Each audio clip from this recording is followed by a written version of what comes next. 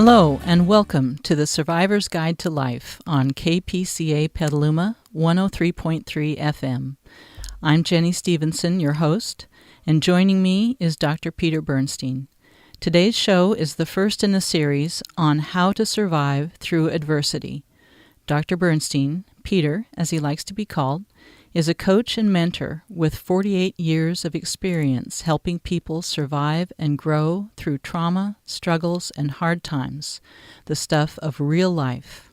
The goal of our series is to help you discover what we've experienced, that adversity is more than a trial to endure. It can be an exciting opportunity to learn, grow, and thrive. Welcome, Peter.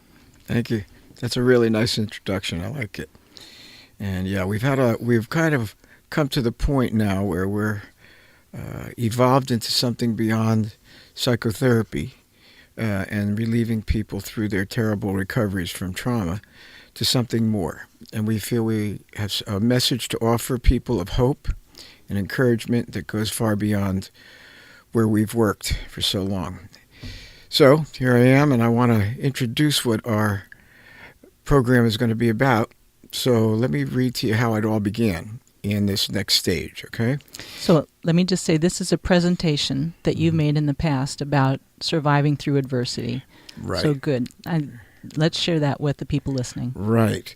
And some of the biggest changes came in the spring of 2013. I had the privilege of attending a Navy SEAL class graduation in Coronado, California. We've had the privilege of working with Navy SEALs and bringing them through the devastations of after their combat experience and during it, afterwards. After the combat, some went back, others retired. But at this graduation, the keynote speaker of the ceremony coined a phrase to summarize the SEAL experience, which has stayed with me ever since. And he said, adversity, he said, introduces a man to himself. Now, Navy SEALs only had male combatants, so at that point it was just for men. But this applies to men and women, of course. Real life is full with adversity. Hardship and change aren't just passing states, but they're a condition of life. We can try to avoid these challenges, to run the other way, or we can choose to meet adversity head on. Meeting adversity head on may mean that we can't rely only on our old responses that we used for coping in the past. We may need to learn new ways to cope and thrive in these turbulent times. To learn and grow, to create new opportunities from adversity, we will need to be resilient.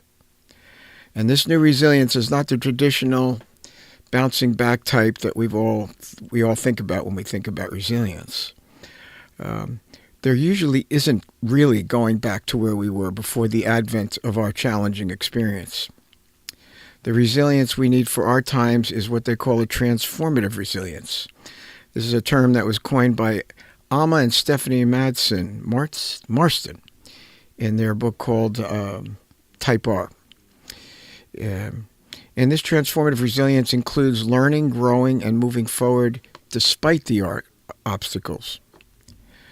I personally knew adversity from an early age. I grew up on the streets of Newark, New Jersey. I was a sensitive kid who eventually got tired of being beaten up, both at home and in the neighborhood. I learned to fight back. I learned to take action in other ways, too. I learned how to compete in school sports, how to run a construction company surrounded by the terror and pressures of organized crime in New Jersey. I survived. I found my way back to a better life as a psychotherapist, now as a life coach for trauma recovery and a mentor. I've been able to share my hard-earned life lessons for the benefit of so many. And now we're reaching out to you. To face adversity, our starting point's to recognize our own humanity. We are vulnerable and limited beings, and this can be a painful thing to accept. I know it certainly is for me. During difficult times, we're only able to hold up for a limited time before we reach the end of our own abilities, and this is so true. And none of us likes to feel powerless in life-challenging situations. After adversity and difficulty strike, and we've taken a hard look and reflected on and making an honest assessment of our limitations, we can begin to look forward to new ways. Experiences of adversity contain really new opportunities, believe it or not, if we're open to them. These opportunities can lead us into a better future, being more productive and more fulfilled. I believe there are two attitudes which are crucial for this transformative type of resilience.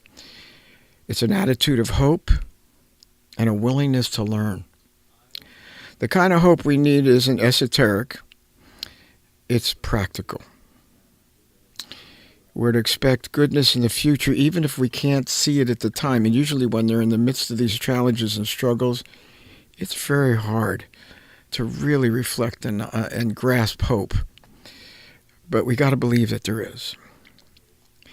It's built on our own inner resources combined with the encouragement of others, both very important.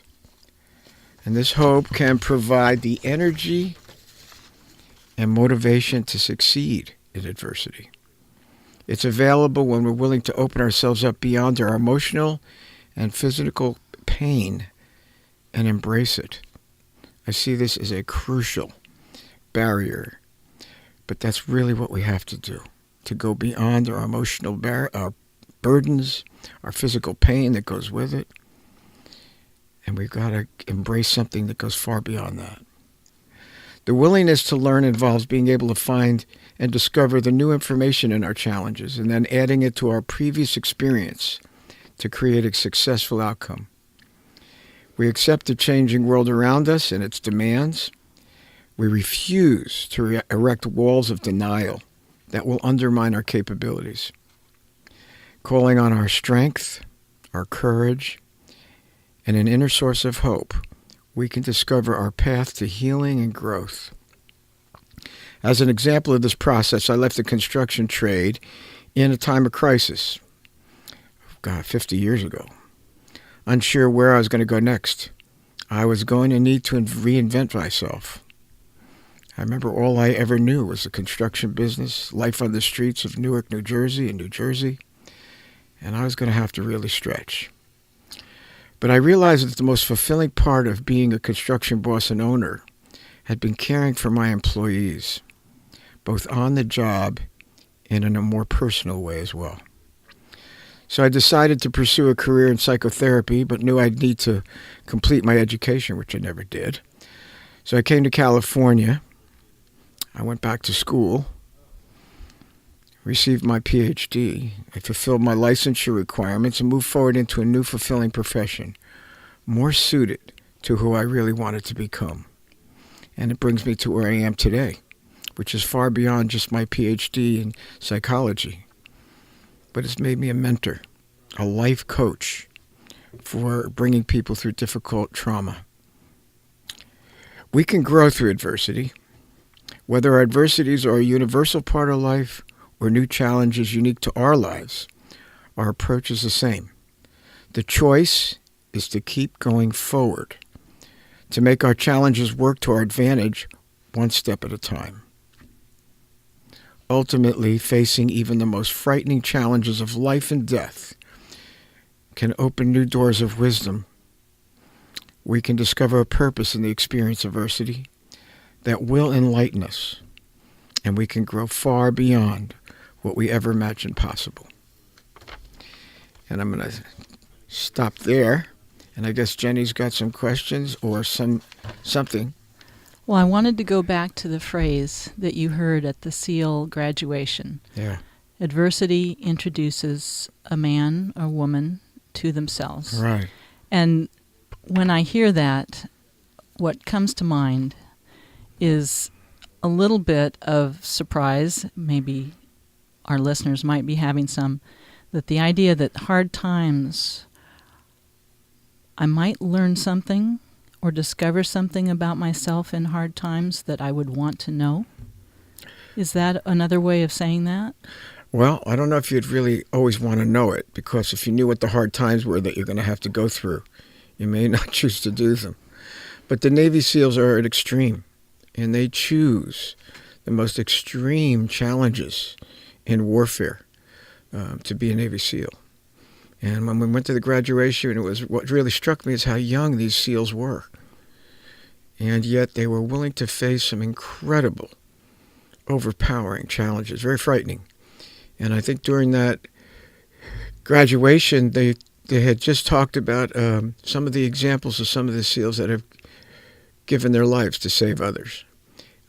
Some were had just died, and I don't remember the battle. I think it was in Afghanistan, but I honestly don't remember. And these people were heroes.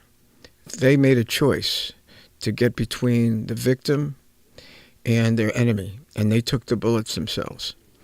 So I think that what's inculcated in the Navy SEALs is they are going to face hardship and suffering and struggle. It's built into their job. And if they're willing to do it, they're going to find a strength, a courage, and a capability that they never thought possible. So that stuck with me because that applies to every aspect of life. And I've helped enough people to know it's true. Anyway, I'm getting a signal here that we're going to take a break for a minute. Am I right? Yes. Okay. I'm going to let everyone know you've been listening to the Survivor's Guide to Life on KPCA Petaluma 103.3 FM. We'll be back after a short break.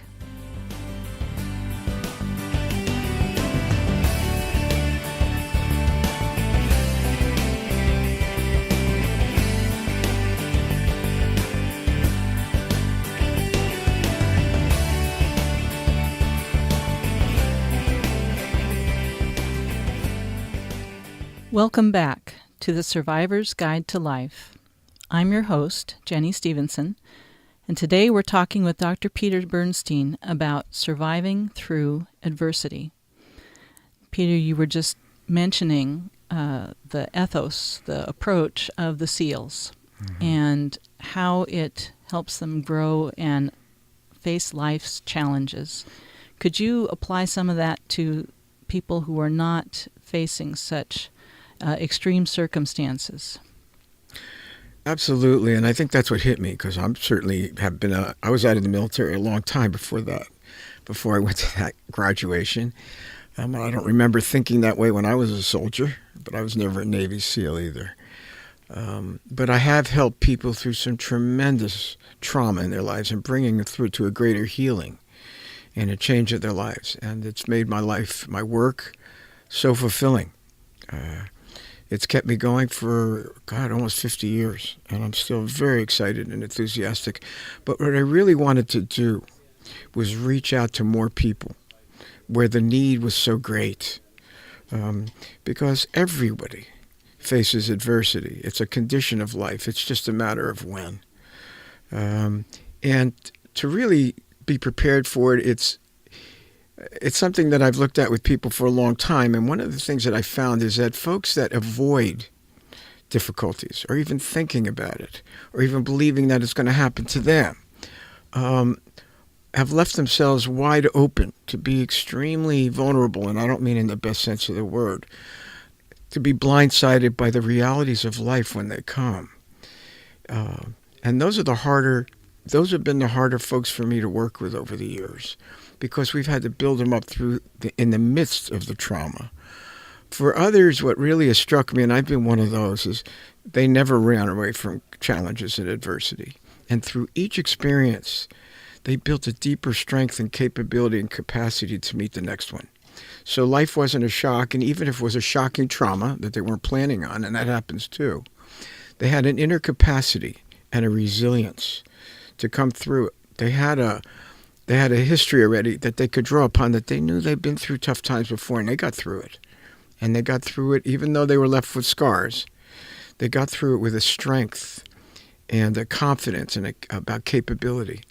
So when they were challenged, instead of just freezing in fear or running away or avoiding or pretending that it's never going to happen to them, these folks took it head on. They didn't run away. And it paid off for them every time.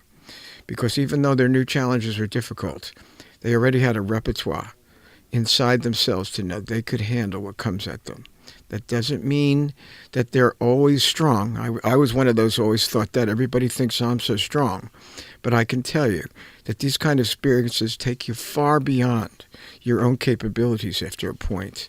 I consider it a spiritual experience, not necessarily religious, but spiritual, because you're going to find that you're going to gain a strength through it all that goes far beyond muscles, capabilities, training. I've seen it in my own life. I continue to see it in my own life. I see it in many others. So I look at this as an adversity or a challenge. It's not always a negative, terrible trauma adversity. It could be just new things happening or new challenges. I think what you look at there is that can be exciting, and new changes can be thrilling. They offer new possibilities for growth, for opportunity, anything. I'm one of those people that look to them and go, whoa, that's exciting. And if the doors are opening, then I'm going through them. If they're not opening, then it's not for me. But that, too, is a spiritual type of outlook. And I haven't, everyone that I've known who's been through serious trauma has some kind of spiritual awakening. And I certainly have been one of those people. But I do find a fulfillment in the challenges. I know that I help a lot of people that don't see things that way. They're afraid. Many, many people are so afraid. And they want to run the other way. They want to revert back to old coping mechanisms that kept them alive, helped them survive, but never thrived. And when they go to those old challenges, they don't really work anymore, or they're very incomplete. And if it has to do with avoiding the adversity, they're going to be in trouble. So I'm one of those people that encourage them and how to face it and come through it. I did pick up the phrase walls of denial in your presentation. And I think you were saying that the walls of denial get in the way of learning from a new situation. Definitely. And that sounds like that's what you're talking about now. Partly, I am. That's another way that people avoid or defend themselves, is they don't want to look at difficulties and hardships, and they will run the other way. Sometimes it's heartbreaking to watch, because some people, when they're faced with really difficult types of things, sickness of a loved one, death of a loved one, things unexpected that come that are so hard to face, and that's for everybody. Instead of they're taking it head on, facing it, being involved with it, helping the person with encouragement and hope and support and love and caring, they're nowhere to be found. They disappear. And this isn't as unusual as I once thought it was. They can be labored. Honestly, many people would label them cowards. But what it really is they've let their fear take over. Instead of having the courage in the face of the fear to overcome it and to do the right thing anyway, and to hang in there. And through doing that, they gain a new strength, a new capability. Their character deepens and strengthens. And they can be a testimonial and an example to other people who need that. And that's how I've worked myself for a long time. I know that's not true for everybody, and I wish it were, because I've gained a lot. And my life hasn't really gotten easier, but it's gotten bigger. Here we are going to a radio broadcast and other things because we want to reach more people with this message. And I'm excited about it because there's so much need out there. We want to meet it. And we want to develop this series in a way that people can turn to it and get support and encouragement and hope. We want to be available to them. And we want them to know that even though things seem so overwhelming and heartbreaking and difficult, that there always is hope. One other thing you mentioned that I think connects with this is the acceptance that we're human with limitations. And we do get afraid. We do try to pretend maybe that things are not the way they are. How do we accept that this is true for us and yet not let it stop us? Say the first part of the question again. That we are human Yeah. with limitations. And that's just a fact. No wonder I didn't remember the beginning. This is the hard part. It always has been for me, because I've always been one of those strong men. Excuse me. But I'll be honest with you. Anyone who's gone through real life challenges, life and death, facing of life and death, will come to a point where they realize how vulnerable they are, how human, how precious life is, how the way they've been living and behaving and seeing life may be a mistake. They just start thinking of the greater good of the community, reaching out. Things begin to change. But the first thing we have to recognize is our own vulnerability, our own humanity, and that comes through pain. That comes through suffering and struggle. Things that we didn't expect, things that we have to live through and deal with, they're brutal for everyone. For those folks who deny that, who want to believe something else, they can go right ahead. And to the world, they may look very successful. They may look like they have a lot of money or a lot of success or a lot of position and power. But I assure you that if they have the wrong attitude behind all of that, that will come crashing down eventually. It does for everyone. The world may see them as being so powerful, strong, and influential, and wealthy, or whatever you want to call it. And I can assure you, when life really hits them and adversity comes, that can mean very little. And if they haven't faced themselves and wanted to work through difficulties and use these things to hide behind, they're going to be in big trouble. So I always help people and show them that not to rely on that, because that's not what's going to carry them through.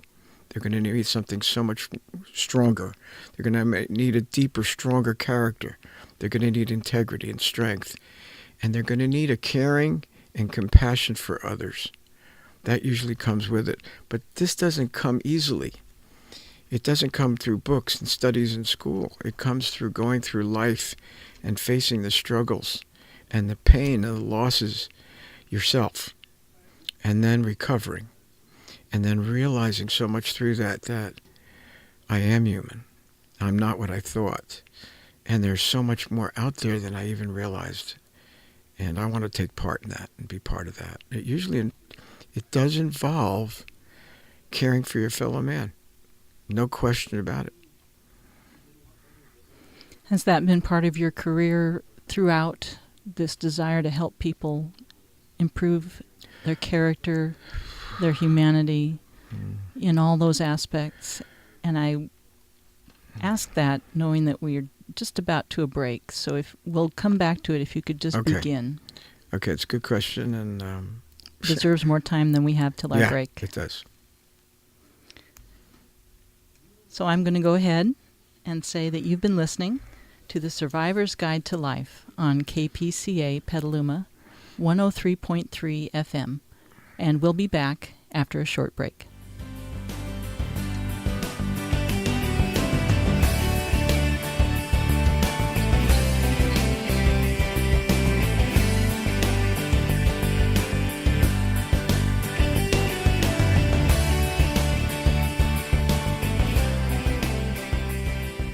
Welcome back to the Survivor's Guide to Life. I'm your host, Jenny Stevenson, and today we continue to talk with Dr. Peter Bernstein about surviving through adversity. And I threw a question at Peter just before our break, and I want to go back to it, which is Peter had been talking about the importance of building character and integrity while still recognizing that we are human with limitations. And I know he's had a long career, and having been with him for part of that, I know that has been a key focus in his work, is character and integrity and facing the challenges of life. And I just wanted to expand a little bit more about that. I could expand a lot on that. I hadn't always been a psychologist, psychotherapist. I had a career before that. And I was raised in a very rough area of New Jersey. I was in the construction business. And I don't really say I was raised in an environment of integrity and decency. It was a ruthless, violent world. It wasn't a good one. It was all I knew, and I certainly knew how to survive in it. So I thought. But one of the things that I found in that, and I've always had a deeper understanding and sensitivity and compassion for the underdog. Most people don't know that, didn't know it at the time, but I came up that way. I was one of the underdogs, and I was victimized in an area where there was terrible violence and terrible prejudices. In New Jersey, there was a lot of anti-Semitism. There was a lot of ethnic conflicts. It was a melting pot. It was an area around Newark, New Jersey. But for a long time, I was a very sensitive kid who had experienced an awful lot of violence, been a recipient of it and a victim of it, until I decided I was going to hide that. I couldn't show that because that was dangerous where I grew up. That was considered weakness, a vulnerability to test and attack. So by the time I came to, I think I was about 12 or 13, I remember deciding I would never let another person physically abuse me again. And I wasn't a great fighter. I wasn't a big muscle kid. But I just decided I was going to do whatever it took to protect myself and to fend off these violent attacks. I always was sensitive. I always understood victimization. And yet, the persona I took on, I was in gangs. I hung around with very tough people. They did things that I didn't approve of, and I always intervened when they victimized people, but they never knew why I did that. But I never let them do that. And I would put myself between their bullying tactics, their violent tactics, and victimizing someone. I would never let them do it. But we could do it in a way, I could do it in a way that I could joke through it, I could get them off their victim's back, I could do lots of things. But underneath, my heart was with the victim. So I was always there. But then I went on in my life and got involved in very difficult conflicts and adversities. But I was used to it. And I knew how to be tough and strong and be a good leader. I was raised to be a leader. I was raised to be an entrepreneur. I was raised to know how to develop loyalty from people toward me, and they would do anything for me. But I would truthfully do anything for them. I just couldn't show it to everyone. But personally, they knew it. And even though I was a construction boss in a very tough industry in a very tough part of the country, I cared for my men. I cared for their families. They all had serious problems of one sort or another. We had a real mixing of ethnicities on our construction crews, and they all didn't like each other. But they knew that if anything ever happened, Peter would intervene very strongly. So I had the respect of many people who could be very violent and very prejudiced. But it was a world that I knew. But deep down, I was always caring and sensitive for the victim because I remember what it was like. I think I hid that in many ways also for a long time until I came to my breaking point with fighting organized crime, having them basically take over everything I had. There was a lot of violence and killing, and it was a horrible nightmare. But thankfully, I got out with my life, and I was encouraged to follow what was deep in my heart. And there were people who knew me that said, "We know that you care a lot about people, and it's time for you to start your life over again. You're still very young. It's time for you to maybe become a psychologist," which I didn't even know how to spell at the time. It was so far out of my realm. But the truth is they knew my compassion and they knew my understanding of people. And I took their encouragement. Believe me, I was under a lot of duress, and it was a darn good idea. So I came to California and started over again. And I did seek that kind of calling. I went to work in prisons. I worked with children. I worked with families. I eventually was encouraged by staffs at San Jose State and San Francisco State to go back and get my degrees. It never stopped from there. I've always had compassion, but I'll tell you the truth. At this point in my life, I've never had as much compassion as I have now. And there is a deepening that comes in the kind of work and the kind of life I live, that when adversity comes and problems come, it seems to open my heart up deeper. It seems to help me understand in a more genuine way what other people go through, and that there's so much suffering and so much pain out there. And yes, my profession encourages compassion, and I had plenty of it and plenty of skill. But this goes far beyond that. In fact, my whole outlook now has come to a place, instead of looking at things clinically, I look at it differently. I don't like that perspective. I look at human beings, and I look at human beings who've gone through difficult times, who've been put through a lot, who come up wounded and scarred, and emotionally hemorrhaging, physically broken, spiritually broken. But I look at them as human beings that need encouragement, hope, and repair. And I have that. I have the skills to help them, to bring them through it, not just from education and professionalism, but because of who I am and what I've been through. So to me, out of my brokenness has come a new strength, and it continues to grow, and so do the difficulties. My life isn't any easier today. In fact, it's more difficult, and I'm probably more excited and enthusiastic about my future today and what it holds than I've ever been before. So instead of being broken, and I do have my moments, what comes out of it is a new inspiration, that I want to be a living testimony to others, not as some professional, but as another fellow human being who may have a lot of skills and a lot of training. But I want them to see and know that I'm a fellow human being, a fellow traveler in this world.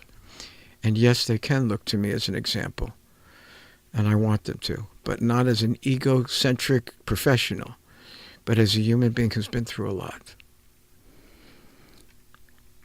Part of what you've been talking about certainly is related to resilience, personal resilience, that you mentioned as part of your presentation. Right. And you mentioned that you look at resilience maybe a little differently than the more traditional definition of bouncing back. Could you say a little bit more about, I think you said, transformative resilience? Well, that's what the Marstons call it. We used to call it post-traumatic growth, because we have a nonprofit that deals with veterans and their loved ones and caregivers. So we encourage people to come through terrible trauma and to find a way to reintegrate into society, and also to know that there is positive possibilities. Let me think about that for a minute. Okay. I think I got a lot to say about this. I won't go on and on and on. But I do have a certain resilience, and I've had for a long time, because I've never been a person that avoided difficulties and adversity. I do have a heart for people who get stuck when they're challenged. This last Great Recession, I saw more people petrified and intimidated, losing their homes, losing their jobs, losing their security financially and personally. But one of the things that struck me is that they would revert back to old coping mechanisms, and they were either petrified or they ran the other way. And they didn't know how to cope with the attacks that were coming at them over finances, over losing their homes or their jobs. And I immediately went to work in writing a book called Trauma Healing: The Hidden Epidemic, because it touched my heart. I wasn't one of those people, although I was hit very, very hard. I lost a lot. My wife had a stroke. We lost a lot. But I immediately started rebuilding. And I wasn't a person that froze. I wasn't a person that didn't know how to deal with the attacks, because I had plenty in my life. But I was a person that took it on right away. I didn't run away from it. I knew a lot. But one of the things I did discover is what I knew of resilience from my past at times was adequate, but not totally. But I could extrapolate from my past experiences enough to help meet the new challenges, the new upheaval, the new chaos that was coming at so many, including myself and our community. I could do that. and I could build on what I knew before and be even more effective. I could bring people along. I could get them out of that frozen place that they fell back to, or their terrified place, and the behaviors that follow it, and I could encourage them in a new direction on how to deal with things that are occurring in the present. Yes, I could do that. And yes, at times could be a little forceful with them because I had to get them to move off the dime. I also understood, because we've done so much of it, how the body and the nervous system reacts when it's under stress, and how it's imprinted with old experiences, and those are the first thing that triggers off, and people fall back on that. That isn't adequate. So I've had years of building skills and capabilities and tools to get people to discharge that imprint in their nervous system, to get it to release so they could move into the present. Sometimes I had to transition them out of that old reaction and find new ways to do this. And we did a fair job, and I feel good about that. And that's why we keep progressing and why we're doing this today. Thank you. You've been listening to The Survivor's Guide to Life on KPCA Petaluma 103.3 FM. We'll be back after a short break.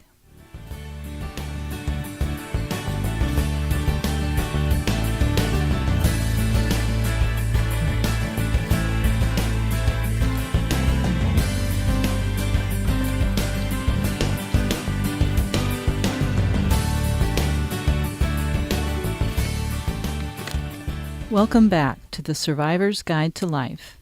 I'm your host, Jenny Stevenson, and today we're talking with Dr. Peter Bernstein about surviving through adversity. And Peter, I want to return to something that you stressed just a little earlier, and it was the spiritual aspect to pain, hardship, struggles, and adversity, and the need for hope. And as I said, I've known you for a number of years, and one of the firm stances you take is the importance of a spiritual tradition in your life and the necessity for hope to build your life into where you want to be and the person that you want to be.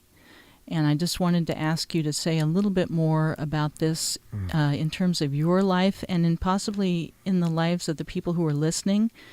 I know from knowing you that you're not talking about religion. So maybe you could kind of share those differences for us. Well, I think it's important. We've dealt with a lot of soldiers, Navy SEALs, Marines, coming back who may have had religious upbringings, and they come back and you can't even mention God to them because they're so furious that they've seen such devastation and inhumane evil. We're seeing it now in our own society, pure evil and upheaval. I know there's evil. I grew up in it. I also grew up with a very intense religiosity that left me even as a child wondering, where is God in all of this? Because it was filled with rituals and rules and laws and behaviors and expectations and demands, but I didn't see a whole lot of love and caring in it. It may have been there, don't get me wrong, but not in my life. The spiritual things that I'm talking about are different. They're personal. And one thing I've learned about helping people going through trauma is never judge or condemn them for their religiosity, their spirituality, even if they've turned against it. Don't judge, because they have their history, they've got their wounds, and it takes a lot of patience and understanding and acceptance of what they've been through to help them come to a more healed place, no matter where that takes them spiritually. I personally have my own, and I don't evangelize people. I found my own way, and it certainly came through difficult times. And I was a cynic. I didn't go along with what people said. I didn't buy it. I stood my ground, and I said, if I don't feel it, and it's not my heart, then I'm not interested. And don't judge me and don't condemn me. But I know that going through difficult trauma, one of the things that I experienced, and I know many people have, is how overpoweringly how overpowering, and it's just so powerful because you have no control. The experience, the trauma, whatever you're going through, that's so strong that you can only be a participant and hopefully survive it.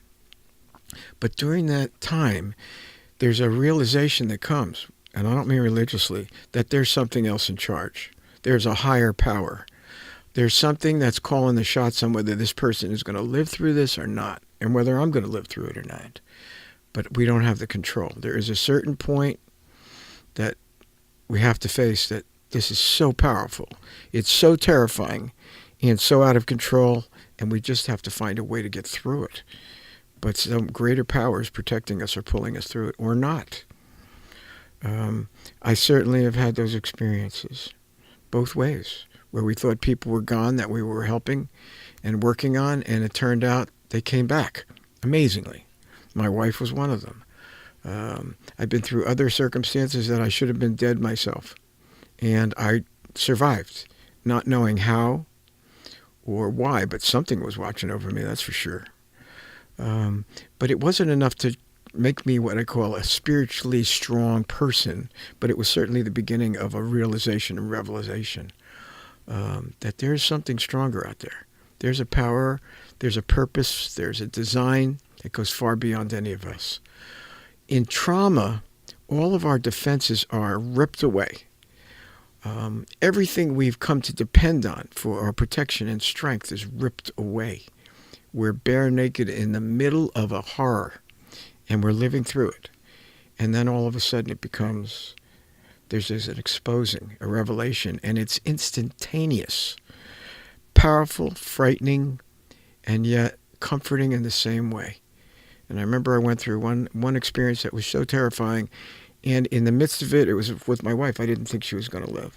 And I remember holding her thinking, all I can do is hold her until she dies. And she was hemorrhaging, and I'll never forget it. And I just remember there was something more powerful, but I had to accept that it wasn't me, that all I could do was love her and comfort her and hold her through it. All the paramedics and doctors said she's just about gone. And miraculously, she began to come back. And I'll never forget, who's doing this? The doctors weren't, the paramedics weren't, I wasn't. And she did come back. But during that experience, there was no question in my mind that there was a greater power out there. I didn't call it religious, I'll tell you that. But I knew it wasn't me. And after working with hundreds, maybe thousands, after 50 years, of seeing these kinds of experiences in so many different forms that people bring and that come out of them, it's undeniable. So I've learned a lot. I continue to learn a lot. And yes, I have my own spiritual direction.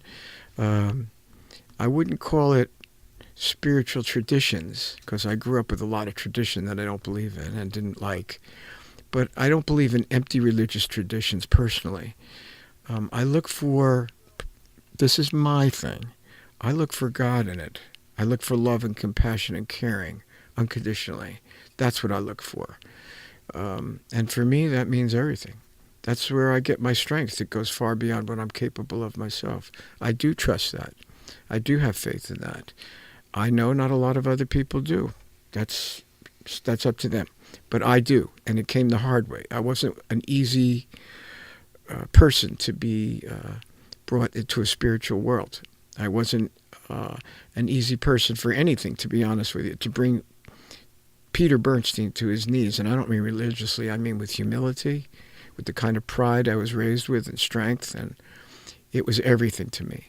So when life hit me and I was brought to my knees, it had to be very severe lessons. I don't think that's the case for everybody, but for a person like me, with pride and stubbornness and self-sufficient kind of strength and survivor's capabilities, the lessons have to be very powerful. So we have a few minutes left of our show today, and I am going to put you on the spot. I haven't been on the spot already? I'm going to put you on the spot again. Okay. We're starting a series. And what do we have to offer for people who come back to hear us again? What are they going to hear? How are we going to help them? What do they want to do to join us in this journey? Well, to tell you the truth, the name of this series is the beginning, A Survivor's Guide to Life. And yes, we do have a program that we've been using for a long time. We've used it with Navy SEALs. We've used it with Marines. We've used it for combat crisis treatment teams for the VA. We do have a training program. I wouldn't say it's militaristic. I don't mean it that. But there are so many steps and so much awareness that we have to offer people to give them support and give them a framework and a guideline on how to cope with the different difficulties that they are facing. We have an awful lot of experience to draw upon, hundreds of thousands of hours, staff that I've learned from, staff that I've trained, and we will be drawing on that. And we're going to do this series. Hopefully we're going to get a lot more responses. And we have already from other presentations and interviews that we've done from all over the world for people hungering for a new kind of strength. And when they're facing their own challenges, even to change, to make transitions and transform, they're scared. And they don't know how to do it. They need support. They need the know-how and the capabilities. That's where our mentoring and coaching comes in, life coaching. It's not always for terrible traumas. It's also for changes in life the Marstons call it transformative resilience. We call it post-traumatic growth. We got a great series to offer. We use it in our work. We use it at our institute. We use it in our nonprofit. We've helped a lot of people. We use it in our own life. So yes, we do. And I'm sitting here looking at Jenny used to be an engineer, by the way. So she's outlined our programs about our attitude, approach, how to start learning, seeking a different perspective, draw from within and seek support, experience growth and opportunities. We have a great program here and lots of good content. There's even more. I mean, we expect this to go on a long time. And you can certainly get in touch with us. You can go to our website. You can... thesurvivorsguidetolife.com. survivorsguidetolife.com. That is our new website. That's we have our another new one. website. That's the right. one you should go to. Yes. And we also have a book called Trauma Healing, the Hidden Epidemic you could read. And we've written a lot of papers. But you're going to hear a lot on these outreaches. And we want to go to our community first. But we already have started outreaching to other parts of the world. And we're really so excited about the kind of things that are coming back to us. That we're using Zoom, we're using the Skype kind of work now, and boy, be honest with you, I'm just excited and thrilled at what I see going on. So we're looking forward to, first of all, reaching our community, which I love, by the way. I adore my community, and there's so many loving, caring people here. I know a lot of them. They've trusted us, they believe in us. My wife has been seriously ill. They're right there for her. I got to say, Petaluma and Sonoma County have been very kind to us and continue to be. So I hope this helps them as well as reaching much further eventually. Anyway, we have a lot to offer. I'm excited about it. We're going to offer the whole series. We're looking forward to it.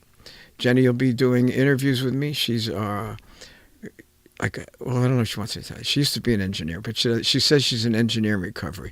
So anyway, but she's a great administrator. She's a great assistant to me.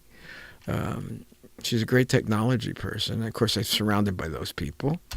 And they're all smarter than I am with technology, and so I don't have to bend my brain over all of that. But anyway, we're excited about this. This has been a wonderful opportunity, and I hope we're talking and speaking to people, and I hope we're speaking to your own particular needs at this time. And whatever difficulties you're facing, whatever fearful kinds of transformative things that are going on in your life, please consider talking to us, listening to our series. I hope this really makes an impact, because it certainly has and continues on our own lives. You're talking to a fellow traveler. We're all human in this, and I look forward to some good things coming out of it for you. I know you've always felt that you don't want good students only. You want people who take what you share with them out and use it and act. That's right. And you also want to know if people are hearing you, if they have questions, if they have feedback, you want to know. Yeah. And so when people go to the website, I want to let them know that there is a way for them to give us feedback. We want to hear it. We want to know whether what we're saying is reaching you and answering your questions and meeting your needs. And if you have questions and needs, please let us know. And I hope we have some kind of supportive answer for you, maybe some skills and capabilities. I hope so. We do it for a lot of people. So I hope this is the beginning of something really exciting and helpful to so many more people. Is there anything that I didn't ask you that you would like to share before we end? We have a little time. Well, I don't really know about that, but I want to say one thing, that I consider where I am today, even though probably I'm more evolved and advanced than I've ever been personally or professionally, that I've attained a level of humility that I never had before. And this is coming from someone who really relied on his pride for a long time. And if you knew what people from New Jersey on the streets are like, you know that's survival skill. It's always going to be part of me, but what really has happened is a humbling. And someone lately has mentioned to me, and they meant it in a loving way, you've become a broken man. And they meant more meek. And they said, even though you still have those New Jersey ways, and you still dress the part, you are a broken, meek, caring man that really a lot of people can relate to. And I see it on Facebook. I see old friends in New Jersey from the old gang days getting in touch with me every day. But honestly, it's true. And I live for that, and I'm grateful for it. I consider it a precious gift. It comes through my own pain and my own struggles in my personal life and other people's lives. But I consider it a gift, precious, and I am so grateful for it. And I hope I can convey that to other people and draw that out of you. And if it can happen for me, it can happen for anybody. So I'm wishing you all the best. I'm here for you. Jenny's here for you.